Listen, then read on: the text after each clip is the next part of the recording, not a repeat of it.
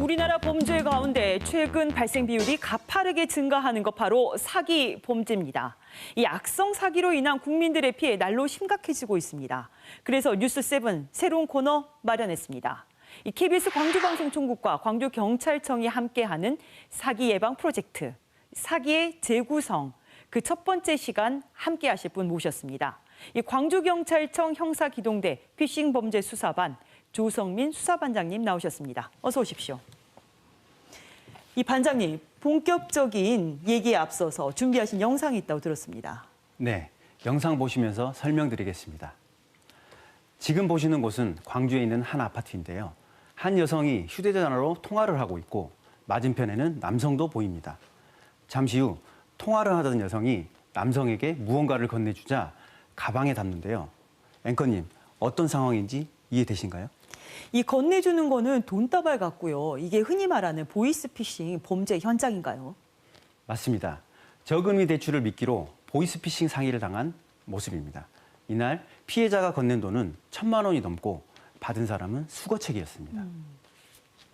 이 저금리 대출, 요즘 굉장히 많이 기승을 부리고 있다고 이야기를 들었습니다. 어떤 수법으로 피해자들에게 접근하는 겁니까? 네, 피해자들이 받은 문자 한번 보겠습니다. 앵커님도 이런 문자 받아보셨죠? 네, 이 금리가 낮다 보니까 정말 혹할 때가 한두 번이 아니었습니다. 그렇습니다. 요즘 금리도 오르고 대출 이자도 높지 않습니까? 그런데 기존에 비싼 금리로 대출을 받는 분들은 시중보다 싼 금리로 대출받을 수 있다고 하니까 혹할 수밖에 없겠죠.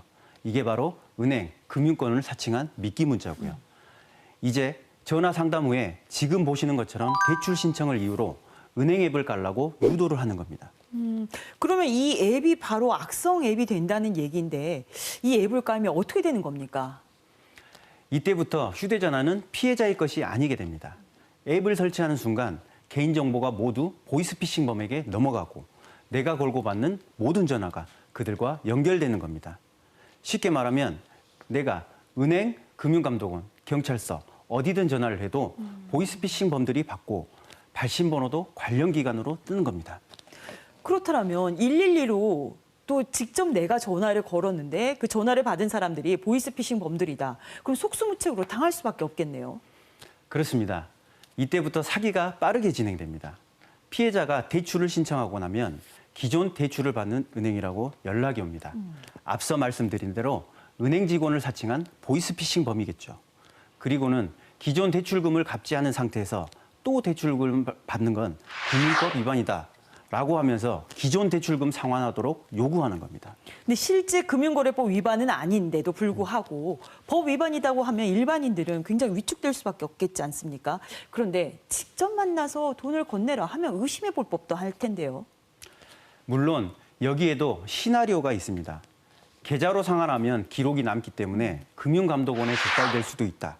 대신 현금으로 상환하면 신규 대출 전 이미 상환한 것처럼 서류를 만들 수 있다고 하면서 직접 만나는 것도 유도하는 겁니다.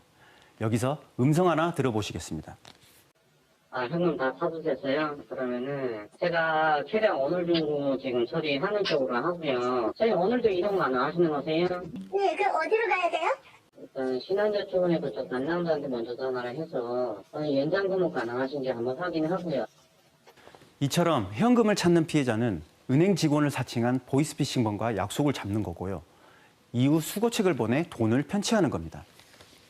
문제는 아무리 강조해도 이런 범죄들을 막을 수 없다는 데 있지 않습니까?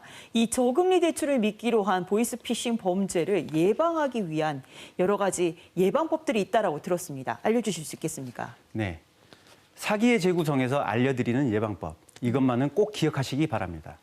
첫째, 대출 상담을 위해서 앱이나 URL이 전송되면 절대 설치하거나 클릭해서는 안 됩니다. 둘째, 은행이나 금융감독원이 현금을 요구한다면 당장 전화를 끊어야 합니다.